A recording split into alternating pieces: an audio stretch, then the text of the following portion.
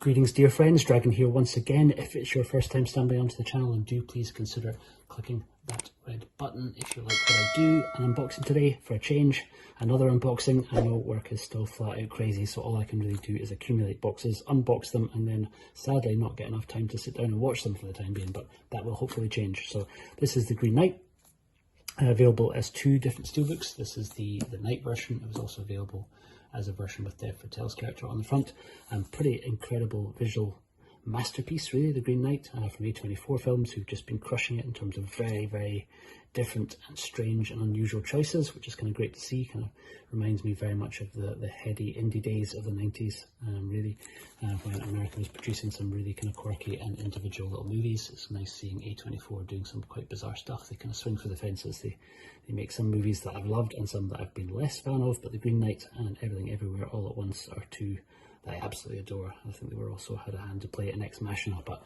let's not continue to ramble and get to this. Directed by Lowery, based on an old Arthurian legend about, I think, Sir Gawain versus the Green Knight.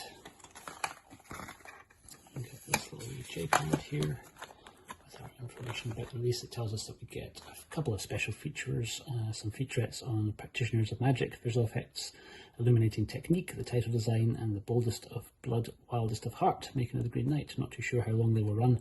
I will do a review in due course on my long list of things that I need to get around to review, but wanted to track this version down really because it was such a visually stunning and arresting movie. We get a flip side, so we get the king on the back there, and the knight here. And that way, it's kind of one image printed one way, one image printed the other. It's dual format, so we get 4K and we get the regular Blu-ray, and inside here we get, weirdly, the inside shot printed that way up, so it kind of only really works if you have the case round backwards, which seems like a bit of an unusual choice, but who am I to question why? I will probably be going with this side here. In fact, technically that is actually the front, I believe, because we've got our spine going that way too. So although it was billed as being the night version, technically that is probably the front. Bit weird. Interesting stuff. Anyway, that is it. Not too much else to say other than that. It's a pretty simple steelbook, pretty simple, very minimalist design, which I'm a fan of.